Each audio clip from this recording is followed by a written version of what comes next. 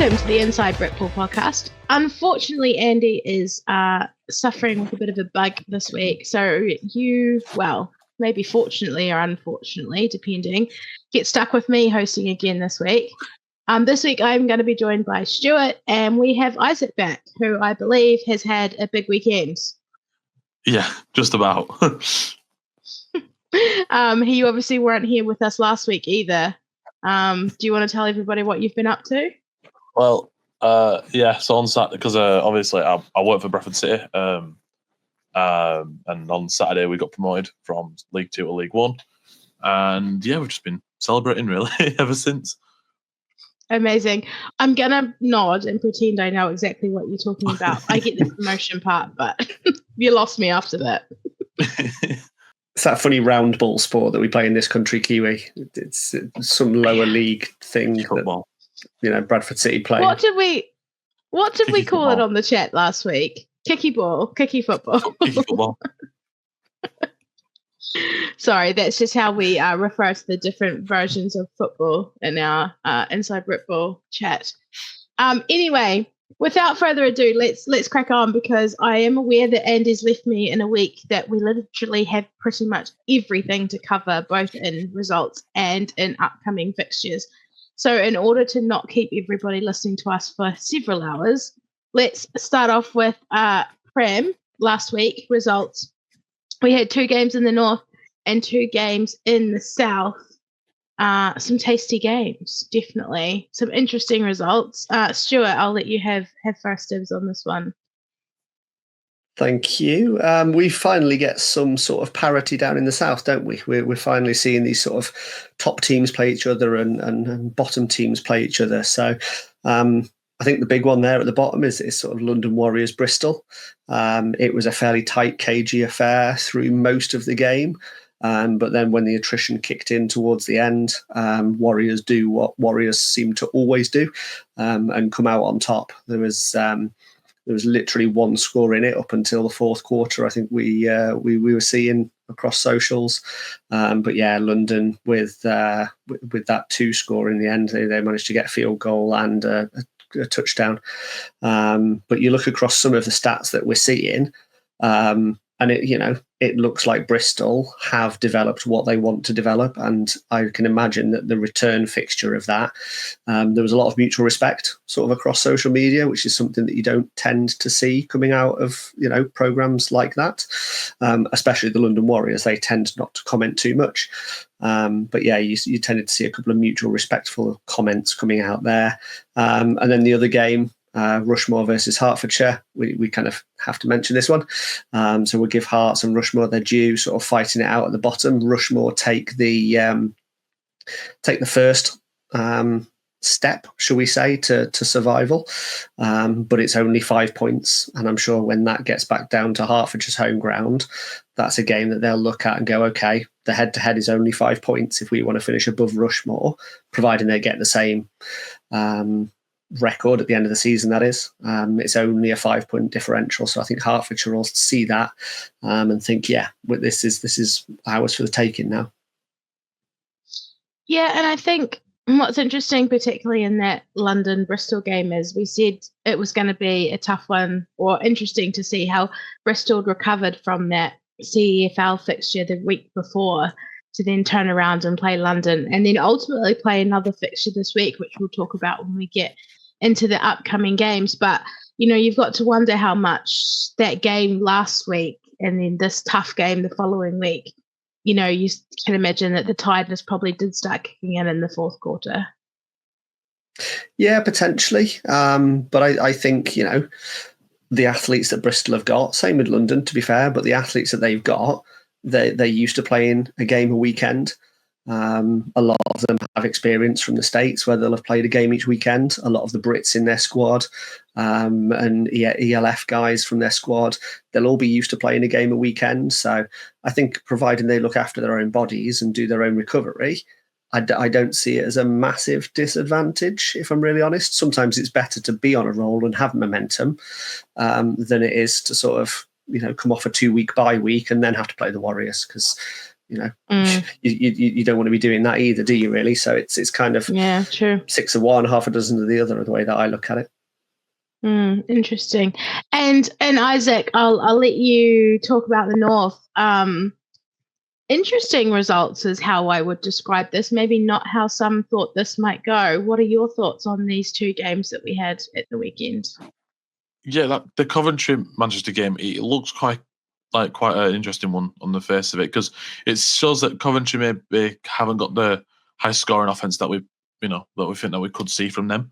But especially the Titans, could that just be it's their first game back from the season? Is it just that they're rusty and they need to get going again, or is it that the Titans have kind of slowed down a little bit? We saw it in the postseason, especially last year, that compared to the South, they weren't anywhere really close. Whereas now, obviously, in that more in the North, where teams like your Coventry's and EKP and Newcastle's can close the gap a lot quicker.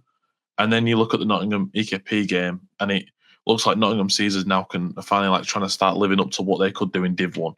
And it shows that both ends of the table, it's going to be a fight right until the end, and there's no clear winner in sight. And that, especially with some of the low scoring affairs that we've seen, it's going to be it's going to be a war of who can just score that one extra point more than the other team. Yeah, and I think we've been saying this for a few weeks, right? Is that in the North, it's too hard to call. And actually, even this week, we probably still don't have, like you say, any kind of answer. It'll be interesting to see, like you say, around Manchester, if it's just them getting out and getting started, or is it the fact, we talked about it last week, but their organisation and team has undergone a massive amount of change in the off-season, and whether it's more of a rebuild phase for them as opposed to being the team that we know from the last kind of handful of seasons. Cool. Okay, let's move on to Division 1, Stuart. Stuart's driving today because Andy's not here and I don't know how. I'm trying to drive. We had a huge slate of fixtures across Division 1, with most of the divisions in action, if not maybe all. I don't know. I feel like maybe we're missing one of the South ones. But Isaac, I'll come to you first. What stood out for you in these games at the weekend?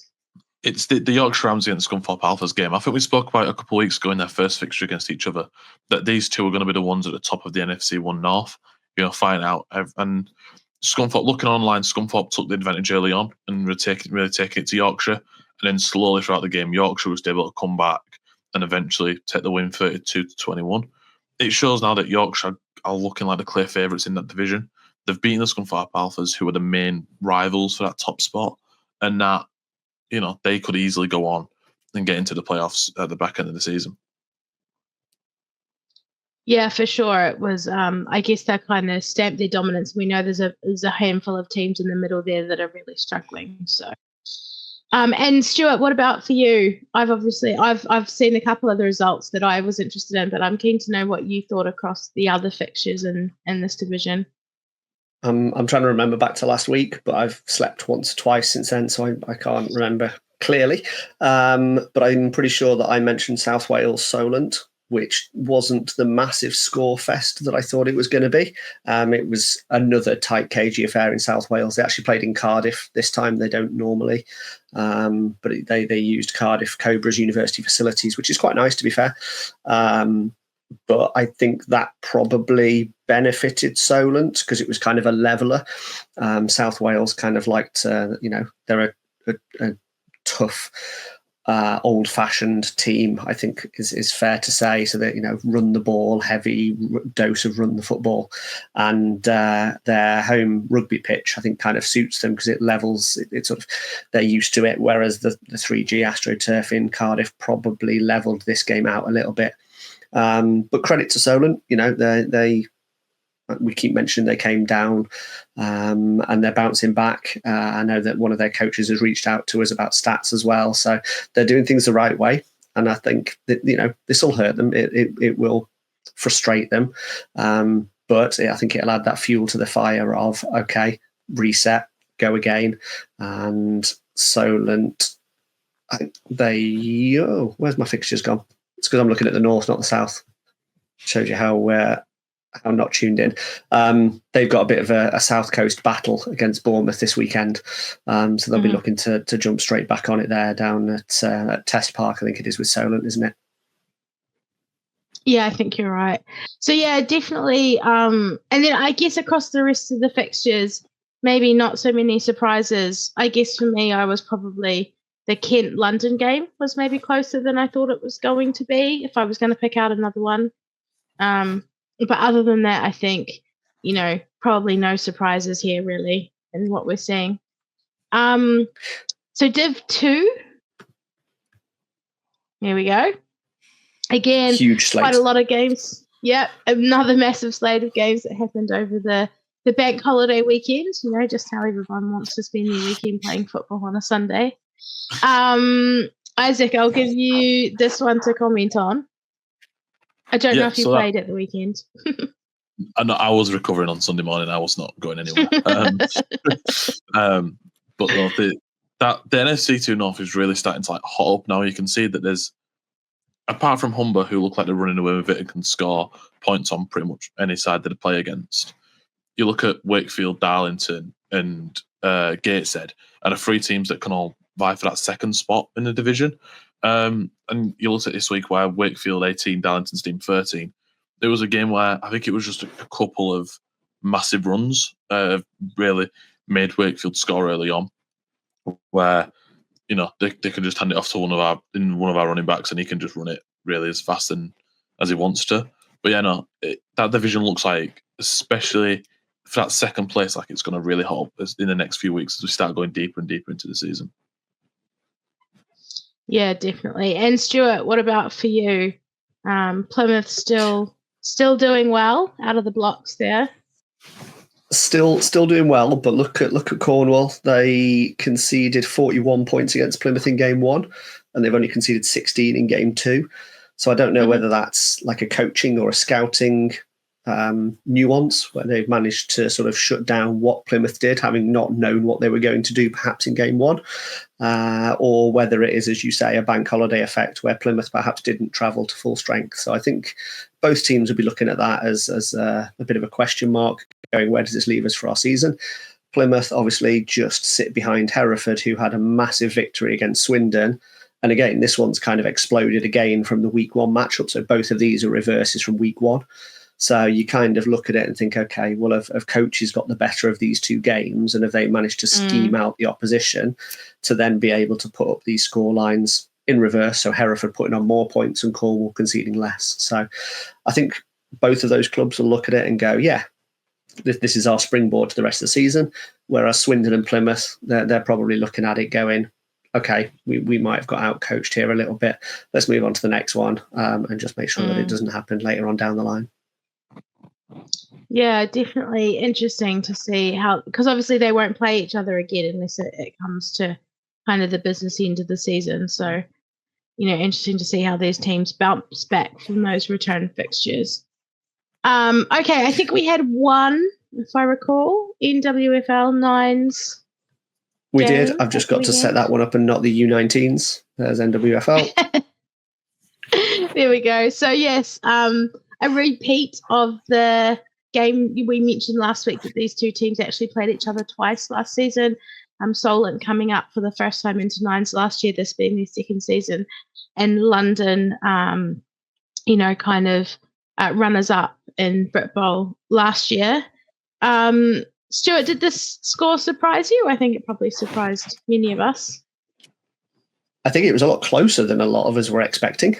Again, I don't know whether that's because Solent have had a game already and Warriors were coming into it like first game of the season and they were just a little bit rusty. I don't know, obviously, what the turnovers have been like in either roster. So it's a bit hard to gauge. And I think we'll know a lot more after this weekend's fixtures when we see a lot of teams play against each other.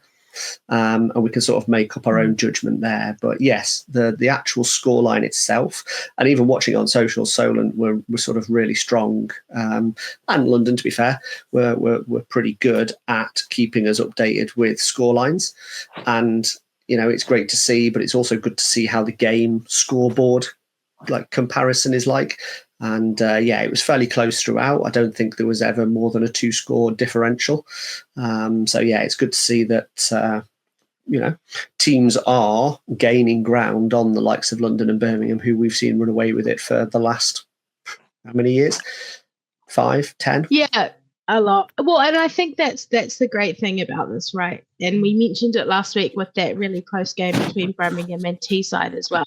That these, some of these other teams, Solent and Teesside specifically, are now starting to get close to your likes of Birmingham and London. They're not quite tipping the scales to a win yet, but, up and to date, and I will say, correct me if I'm wrong, but I believe that the only team that's beaten Birmingham ever is London, and the only team that's ever beat London women is Birmingham. So, to see some of these other teams getting close to, getting wins against these other teams is amazing for the game. And like you say, we're going to learn a lot about how this division might stack up when we see, or when we talk about the doubleheader this weekend, but I won't ruin that yet. So let's leave that there. Okay, so we had U19s, Division 1, I believe. And again, another... Yeah, as if by magic, here we go. Stuart's driving, so it's seamless.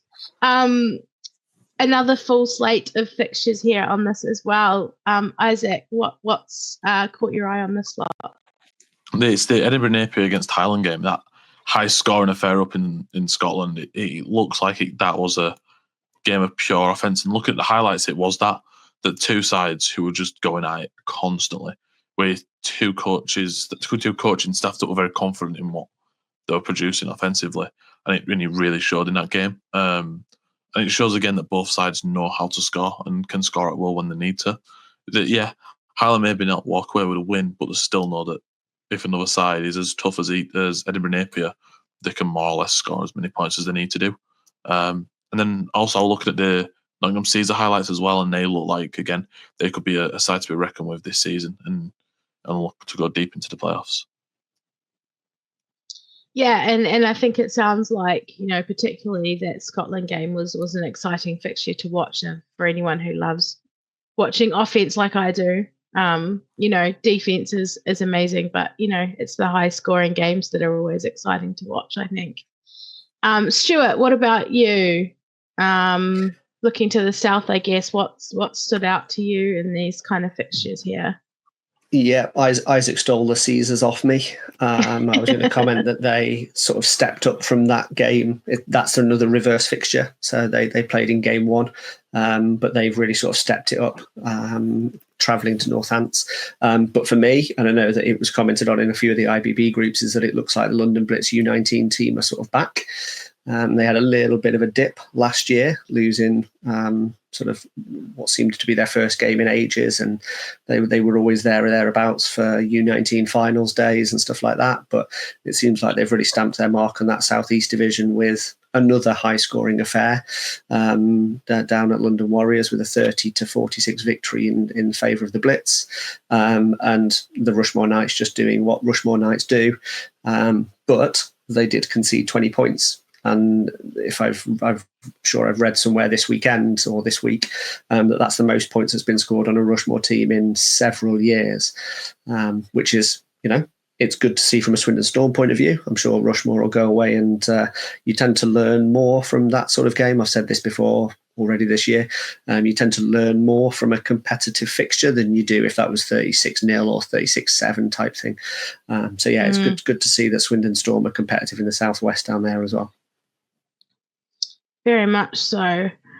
Okay, and I think the last one we've got on results, we've got U16's Div 1. There we go, which was hosted by the Manchester Titans. We obviously had 3 teams taking part in this one. Isaac, because it's in the north and it's the northwest, I'll let you comment on this one first. 4 teams, by the way, my miscounting. Stuart's reminding me. All of these teams have a lot of pedigree in under-16s and youth level football. But just looking at 2 of them games there, and the Lancashire Buccaneers know how to score points this season. Wow. You got 43-38 victory over the Manchester Titans, and then a 65-60 victory over the Sheffield Giants. That's a mental scoreline. Mental. It is, and I'm not sure if these lot know how to play defense yet, but that's when you tackle people. So them two scores there just seem incredible. I think it's a really good advert for under 16s games, that they're not just these boring, low-scoring games. Every single one of them has got over 40 points. Every single one of them games, and it shows that it's the way to attract more people to it is by making it as entertaining as possible. But wow, the Lancashire Buccaneers look like they're gonna do something big this season. Yeah, although the game with obviously Manchester Titans was a close affair with only kind of one score in it, with a 43-38 scoreline. So it kind of feels like that might be where we want to look. Obviously, the Sheffield game also strong, and then we've got the Romans struggling a little bit in their youth fixtures as well. So I think, yeah, it's definitely an interesting one. But yeah, I don't know if I've ever seen like a 60-65 scoreline, because this is fives as well, right? Yeah. So you know, they must have just been chucking it from 5 yards. They must just have two QBs who could just run the length of the field. Now, here's some insight for you. As someone who's played fives before, when I played women's football, I can guarantee you it was just massive run plays.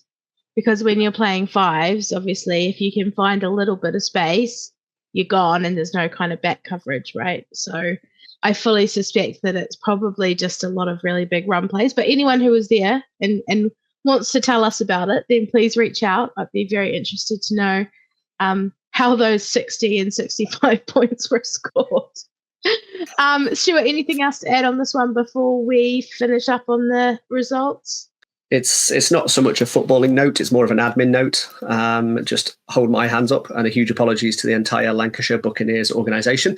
I and we keep putting out links back to their Chorley and Lancashire Wolverines days. They are all now under the same banner, and they're doing some fantastic work with their own social media.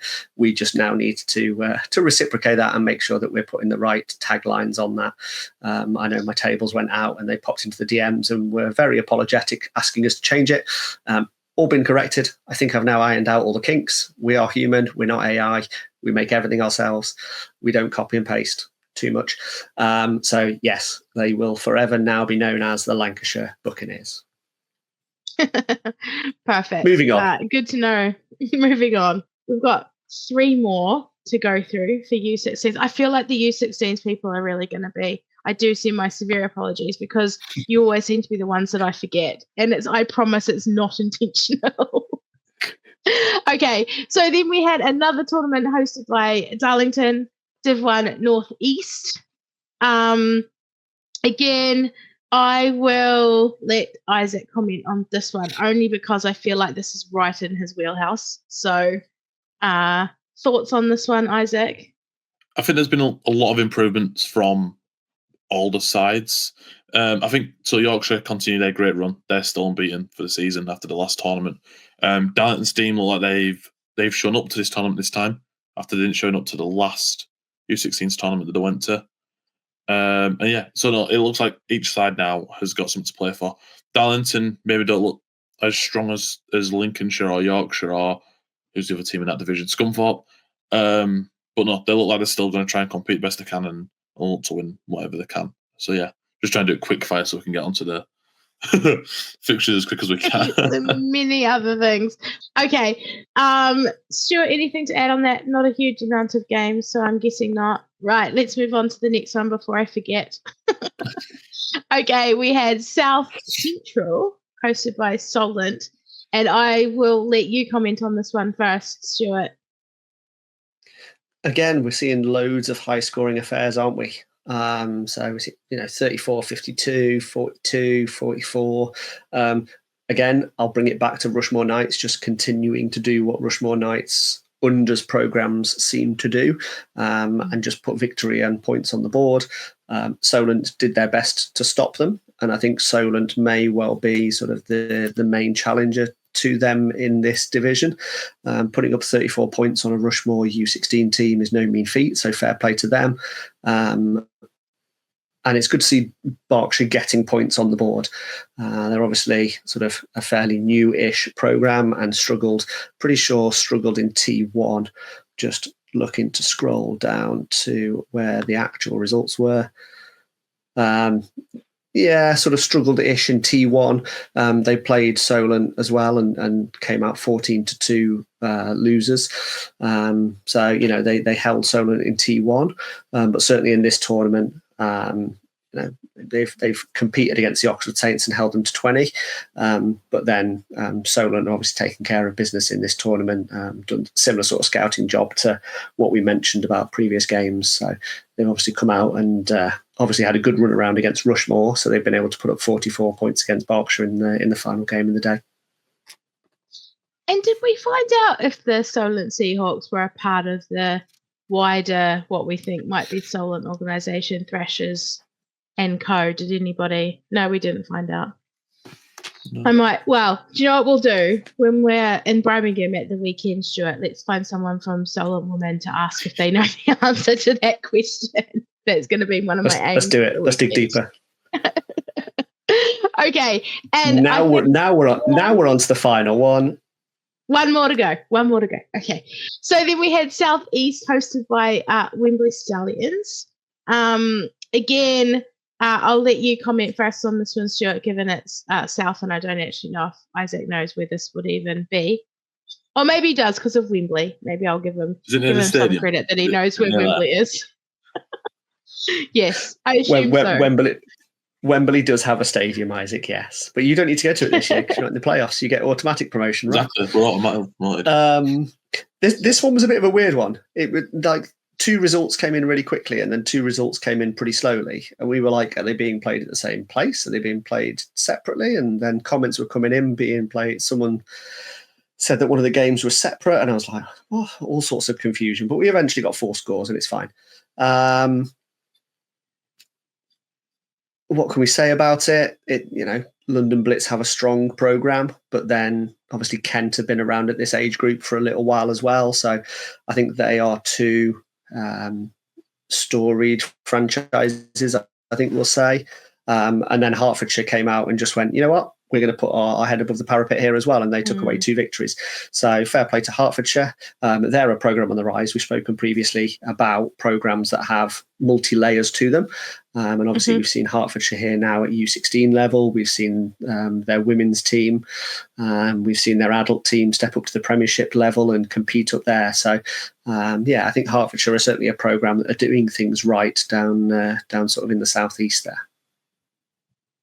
Yeah, and maybe a little bit surprising for me was that Hertfordshire beating London Blitz in that kind of score. Obviously, we've talked about how strong Blitz seemed to be this year, so they've definitely kind of put their hands up and said, we're here to play and we're here to win as well. So an interesting one there. Okay, did I forget anything else?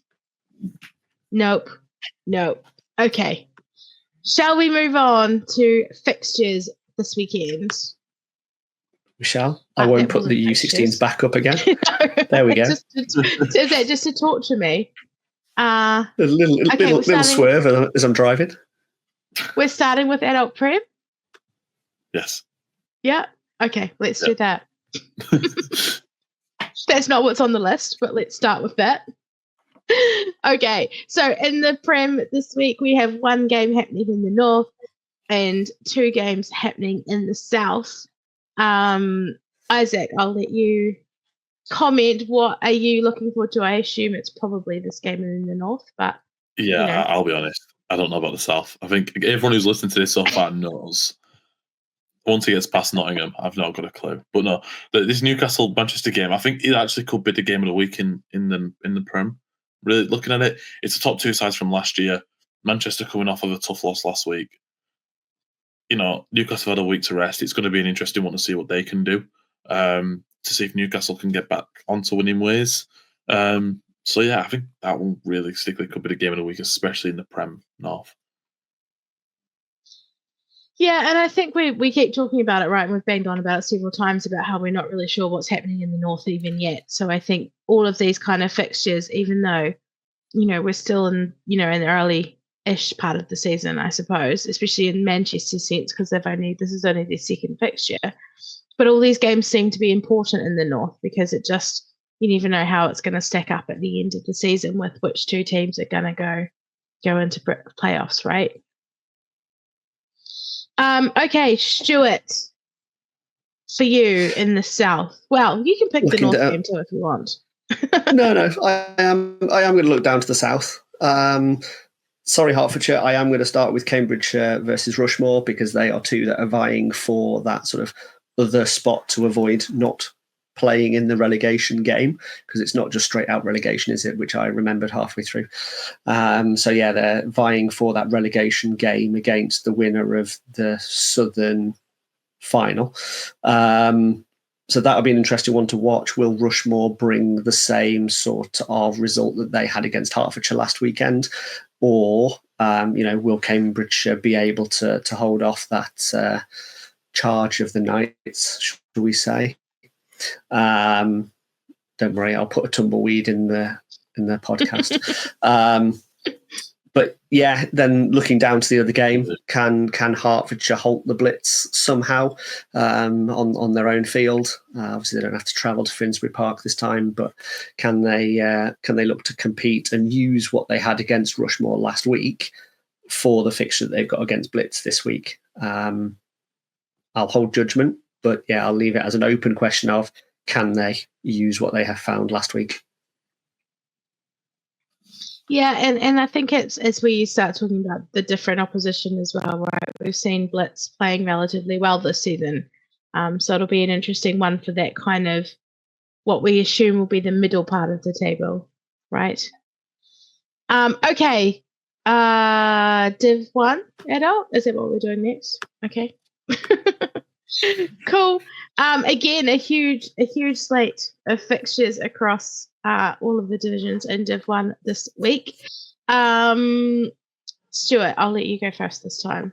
Where are you being drawn to on this mini fixtures? I'm just trying to zoom in so I can see where I'm going to be drawn to. I think for me it is that Battle of the South Coast. I think it is the Seoul and Bournemouth game.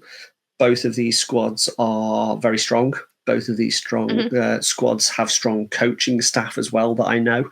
So neither of them will want to back down, and I'm sure that'll be passed down to the players as well. So I think that game will have sort of lots of rivalry tones to it, even though it's probably not a game that has a huge lot of rivalry developed in it so far. Certainly at the university level where they face off against each other, but these two teams have had quite a few years apart. So I think, yes, they'll still see it as a rivalry game. But it'd be interesting to see how much of a rivalry it is on the field, as well as sort of locality based down in the south there. Yeah, an interesting one. Isaac, what about for you? Where are you being drawn to here? To no surprise, it's the north. The Scunthorpe Alphas Mersey game. Scunthorpe, this is a must-win for them. I think if they've got any hopes of getting into the playoffs or the postseason, or however it looks this season, they need to win. They've already got 2 losses against the good side in Yorkshire. They need to beat a Merseyside Nighthawks side that I think are still unbeaten, if someone corrects me. I don't think they've lost yet. Yeah. I think they had one loss in a friendly. But apart from that, and the associate, yeah, I think that's it. So yeah, the Scunthorpe need to make a statement this weekend and show the division what they're really about if we're to take them seriously going forward. Yeah, and do we think that Chester might finally be able to get their season started against Sheffield after a kind of suite of tough games, or do you think they're still going to struggle against the Giants this weekend? I think they might struggle, if I'm honest. I think with everything that's gone on with them, I think that with the player suspension, everything that's happened with that club now, I think they're going to struggle for the rest of the season. I think maybe they could pick up 1 or 2 wins up here and there, but I think this weekend, especially against Sheffield will see them as an easy target and want to show, much like they'll want to show the division, what they can do, much like Scunthorpe will be doing this weekend against Merseyside. Okay, interesting. Definitely a lot of fixtures here happening. Div 2. Not quite as many fixtures going on at Div 2. Isaac, where are you? I'm guessing you're going to go north, but I'm going to give you a chance. Is there anything else other than the obvious north game, which you can also talk about? The Swindon Hereford's a Stampede game is standing out to me. Is it because it's a reverse fixture from the week before? So I think Swindon are going to learn a lot about what Hereford did last week and take it into this game, and hopefully, try and turn the tide a little bit and get the win. But also that Gateshead Darlington game was a stupidly high scoring game last game. Darlington, after coming off of their loss, will need to show again. They'll need to come out again and see if they can score as many points as what they did last game. And also it's a local derby, so there's that feistiness there as well. Yeah, I'm always a big fan of a derby game. I always think they bring out the kind of best and worst in a lot of teams, I guess. Stuart, what about you? What are you looking forward to in Division 2 this week? I'm in the east, so I'm going with Oxford-Ipswich. It's kind of a battle for Oxford to pull away a little bit at the top of that division there if they beat Ipswich. And depending on how the Ouse Valley Norwich game goes, they could almost have like a 2-game lead pretty much at the top of that division across everybody else, with tiebreakers coming into effect. It's a repeat of a week 4 fixture where Oxford beat them 24-9. And the weird, wonderful ways that Division 2 works, because there's only 4 teams in each division. Sometimes they end up facing each other 3 times, which is what we're seeing down in the southwest, which is what Isaac picked at.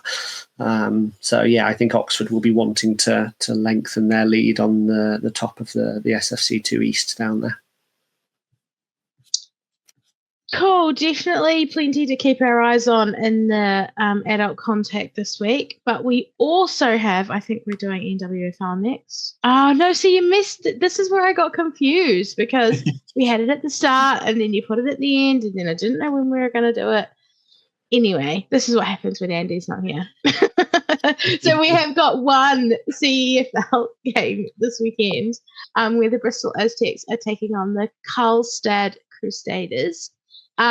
Stuart, what do you know about this one, if anything, I guess? Are we going to see it? Is it being live streamed? Do we know anything about the fixture? You ask what I know about it and then throw things at me that I don't know. So I know it's happening on Saturday. I know it's happening. I'm pretty sure it's 2:00 our time. The graphic that I've seen on the CEFL Instagram account says 3 p.m. Central European time. So if you've got your conversion watches on, just set 3 p.m. Central European time, and I'm sure it'll give you a warning. I haven't seen any streaming links yet. So what I would say with that is, keep your eye on our socials, because we'll share it as soon as we see it.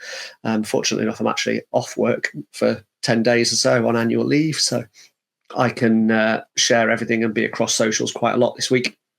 So I'll share that. You could also have a look at the CEFL social accounts. I'm sure they'll share it when they have live stream links. And finally, support some of your own. Follow the Bristol Aztecs, and I'm pretty sure that they will share any sort of live stream links that they have as well. But what else do we know? Karlstad had a similar result to Bristol in round 1, 30-something to teens victory. So they were champions of their division last year, their sort of national division last year. So I think this is going to be another tough test for Bristol. I think they will travel with the same optimism that they hosted with a couple of weeks ago. And I think that they will be more than capable of taking care of business. But as you've said, they're on this roll of fixtures whereby they are really being tested. But I think that, steel sharpens steel and iron sharpens iron type thing, that this will only help them going into such a big fixture, which I think is probably one of the deepest fixtures in Europe that any British team has been on for some time that I can certainly remember. So yeah, all eyes on Saturday. sorry for U16 and U19 and women's tournaments that are happening. Although I will be going to Birmingham, I will probably have my phone out and be keeping my eye on this result while I am at said other fixtures. Yeah, and I think that's the thing, right? Best of luck from all of us, to Bristol. We, it's a UK team representing in Europe, so hopefully everyone gets behind them, and fingers crossed they can come away with another win and make it into round 3. Okay, now that we've mixed me up completely, I assume we're doing NWFL next. Back onto safe ground. Okay, so this was the fixtures that we mentioned briefly yesterday. Earlier in the podcast. I really am losing it tonight. There is a doubleheader happening in Birmingham, which we are very excited about because it is between 4 teams that we have already talked about a bit this podcast. We've got Birmingham playing London, so a repeat of our Brit Bowl final from last year and the year before, and I think at least a couple of years before that as well. And we also have Teesside Steelers playing Solent Thrashers. And if you recall, we mentioned earlier that Teesside obviously had that really close game against Birmingham, and Solent had that, 1-score game against London last week. So with all of that in mind, although it's hard to pick, I'm going to ask you both which game you're most looking forward to, and I'm going to reserve my own judgment because that's the host's prerogative. So, Isaac, I know you're not a big, I guess you don't know as much maybe about NWFL, but I'm hoping that you've learned a little bit. So what are you looking forward to seeing in these 2 fixtures this weekend? I'm looking forward to seeing the 2 best sides from last year going against each other in the regular season. I think that one's going to be a feisty affair between 2 sides that have really cemented themselves in the NWFL history books through the last 5 years or so. That game there, I think, could be one to really watch out for this weekend. And I think what's really interesting about that is for the last several seasons, as long as I can remember, we've not seen this fixture until the final, right? Because these teams haven't met each other in the regular season, because when we were still in sevens, we had North and South divisions. And then in the last couple of years of nines, we haven't had a North and South as such, but these 2 teams, whether intentionally or not, haven't actually met each other in the regular season. So it will be interesting. I think it'll give us a good yardstick kind of as we're getting into the season to see where these 2 teams are versus each other, right? Stuart, how about you? Are you picking the same or interested in both? Or I'm interested in both. It's not something that I have watched hugely over the last sort of 5 years or so. But as I said, I've got annual leave and this fell on a Saturday, and I think the schedulers have done a fantastic job, not only in the 9s, but also in the 7s with that sort of festival of football that's coming up later on in the year. But organising these double headers, because could you imagine just as a one-off fixture, Teesside having to travel down to Solent, Teesside travel down to Solent, and vice versa in the other fixture. So I think to have this centralised venue where these teams are sort of sharing costs, I think is a fantastic idea, and full credit to those guys that have got this organised. There's another one later on in the season, but let's not get ahead of this tournament because I'm really looking forward to seeing just how that Teesside Solent game goes, based on the results that Teesside have had against Birmingham and Solent have had against London. And I'm expecting that to be sort of a real sort of stout battle of attrition, especially after the first game where we could see whatever score. I feel like this might be the opposite of where defences hold tough and offences perhaps find it a little bit more difficult to put points on the board. And it sort of feels like, to me anyway, that these are probably the top 4 teams that we're going to be talking about come post-season, right? It sort of feels a bit like that already. And that's not to write off any of the other teams, but obviously, we've talked about these close matches, Birmingham, Teesside and London, Solent. It does sort of feel like these are kind of the teams that we expect to see in the post-season. So it's definitely interesting and exciting to see them matching up this early in the season to kind of give us this perspective. Stuart said he's there. I'm also hoping to be there with my family in tow because they get dragged around to all of the football matches. So yeah, definitely exciting to see these games played out at the weekend.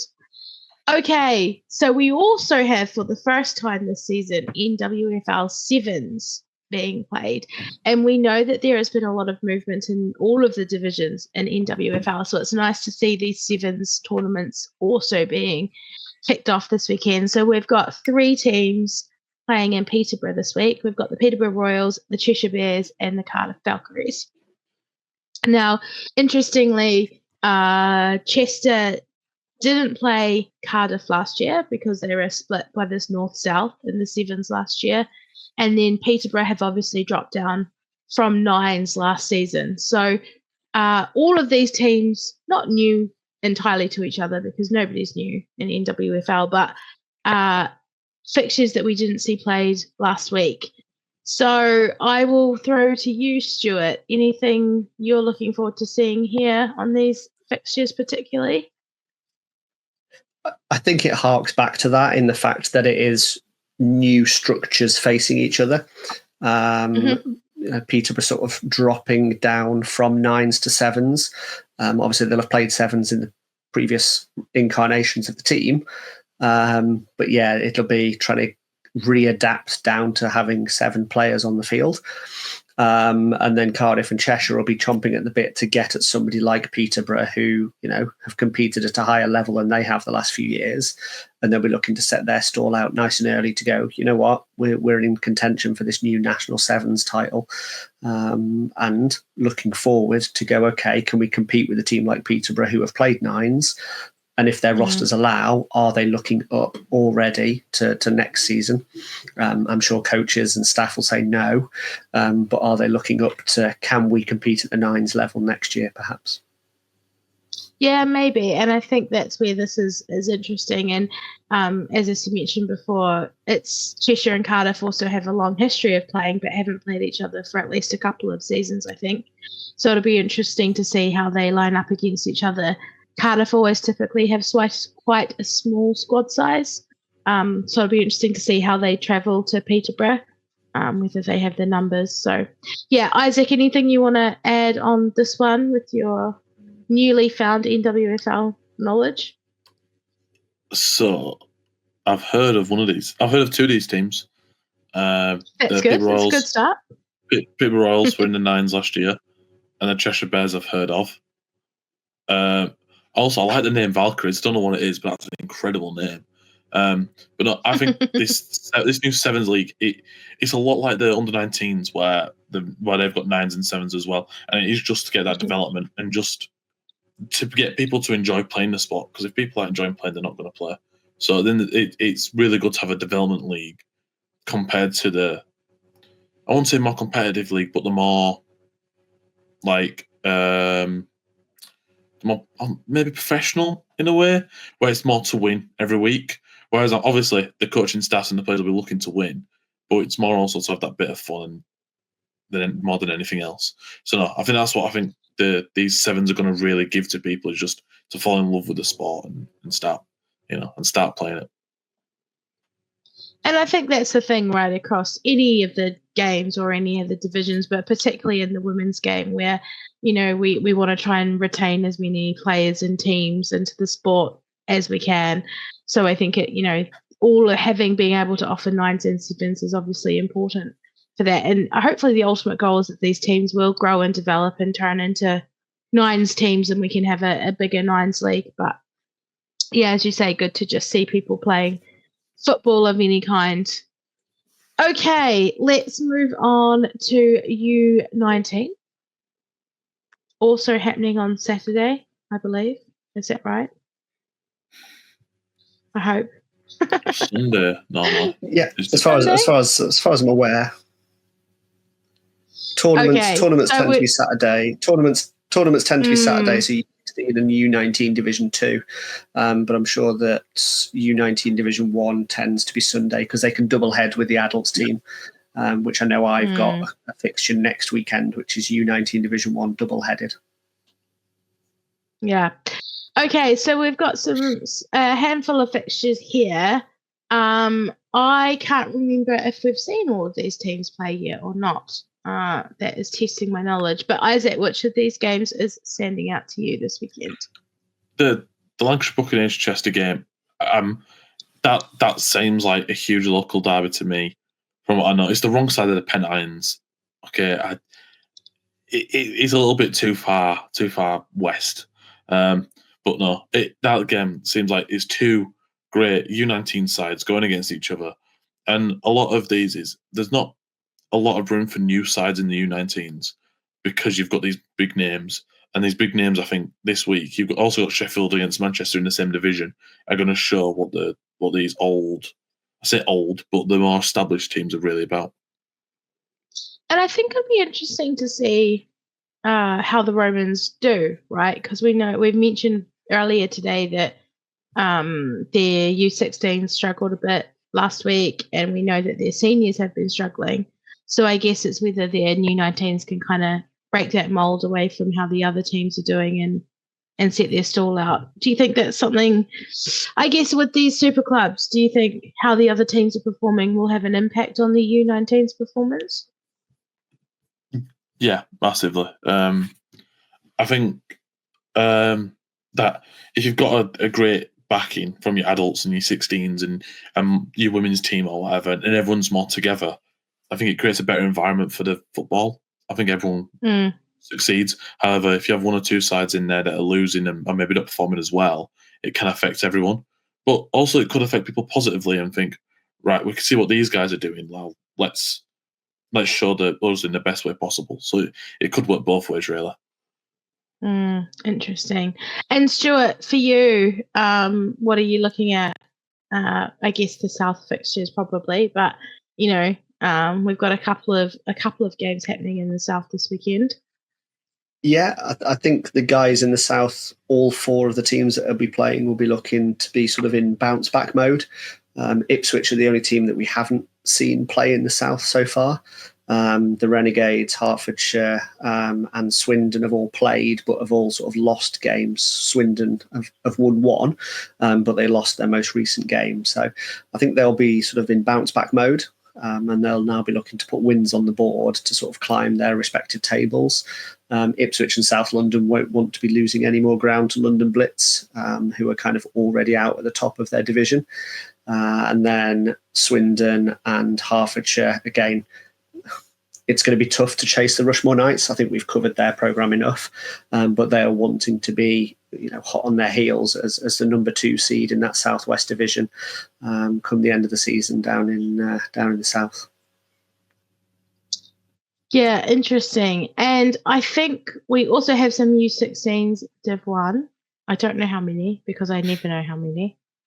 I'm going to assume there's more than one and just keep going until Stuart tells me to stop. So the first one that we have is Division 1 Midlands, hosted by the Leicester Panthers. Given I'm going to say it's Midlands, but I'm going to say that Isaac's probably it's a bit further south than you're used to. So I'll let Stuart comment on this one first, and then if you've got anything to add, I'll let you add it after. I think this sort of Midlands is a hotbed for sort of unders football. So I think U16 and U19, it's sort of quite fierce. It's quite hotly competed. And I think this tournament will be no different. The Birmingham Lions Academy, as they sort of brand themselves nowadays, having merged the Bulls and the Lions together, I think they'll be looking to come out on top in this one. The Leicester Panthers have had a couple of turbulent seasons as an adult programme, but certainly as unders football, I know that they've merged a couple of programmes together there as well. So it's going to be sort of strength and unity, I think. And then Coventry Phoenix, we've seen their sort of U19 programme go a little bit by the wayside this season. So I just hope that their U16s are as strong as ever. They always brand themselves as the Phoenix future. So I hope that sort of lives and provides for their U19 team to come. They can get back into the league with this class of U16 players. And then finally, Northants Knights. They're a programme that have set themselves up in this area. And their adult team are doing well. The U19 team are doing well. So yeah, why not U16 team be competitive in this tournament as well? So I can't really pin down who's going to do well in this, but I think it'll be really good looking back on this next week, thinking, okay, this team have really sort of put their head above the parapet, as it were, to go out and compete for the title of this division this year. Yeah, that's a good summary of all the teams taking part here. Isaac, have you got anything to add on that one? No. Nope. Okay, I assume there's more. There is. There are two more. I'm learning my lessons as we go. So we also have the Southwest hosted by the Poole Dolphins. Isaac, I'll let you say if you've got anything you want to comment on this before we go back to Stuart. I think all the kind of North tournaments, by the looks of this, happened last week, and we've got the Midlands and South coming this week. But any thoughts on this one? Yeah, so we've got the South Wales Warriors, who are new to U16s, I believe, or relatively new. So they've got their adults team who are doing really, really well in Div 1, and hopefully the U16s can follow as well. The Poole Dolphins, who have been around for, I think, as long as most people can remember in U16s, and a really established team on the South. And then the Swindon Storm, who, again, they've been around forever. And it looks as if it's going to be, the tournament was going to be really competitive, and every game is going to be fought for.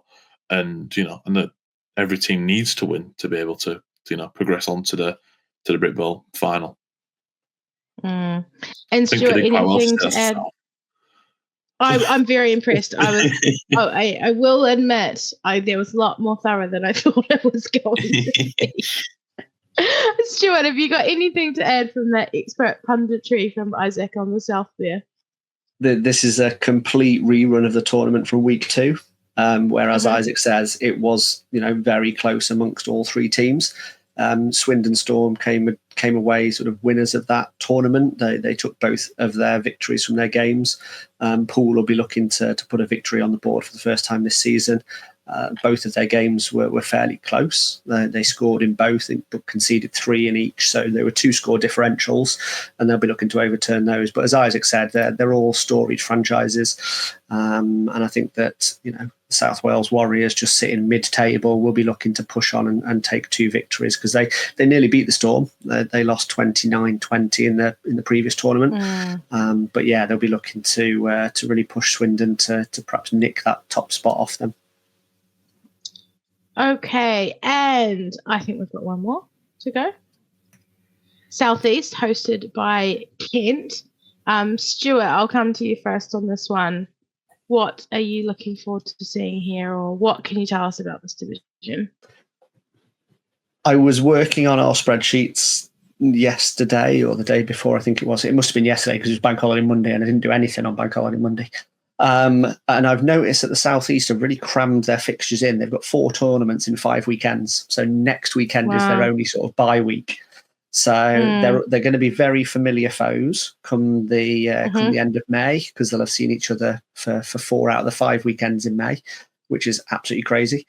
Kent and Hertfordshire are currently atop the table. They've got 2 wins, and then Blitz and Stallions are bottom. They've both got 2 losses. So Ipswich are going to be the new boys on the block this weekend. They'll be looking to sort of set their stall out and see what results they can get. But I what can I say? It's kind of look past Kent, that they've got a massive history behind them at U16 level. And again, they're another programme that have teams throughout each level. Pretty sure they've got U19s. They've definitely got a women's team, and they've definitely got an adult team. So yeah, it's one of those programs that are benefiting from a really good organisation. And I think they'll be looking to get into their finals day tournament, and maybe even pushing Rushmore as well, because they're not a million miles away from Rushmore down in Kent, are they? So not that Isaac would know, but yeah, they're not a million miles away, mate. Trust me. I don't even know where Rushmore is. Okay, before we move on to Isaac's latest geography lesson, I think I've covered everything. I've not forgotten anything, have I? No, nope. That's it. You're done. Oh, good. Okay. Perfect. So obviously, a huge amount of fixtures happening over the weekend. Obviously, as per usual, reach out to us, share your scores, tag us, let us know what's happening in all of your fixtures so that we can keep our scores up to date. If you've got any good content, obviously let us know. And we look forward to being back next week. Hopefully, Andy will be back.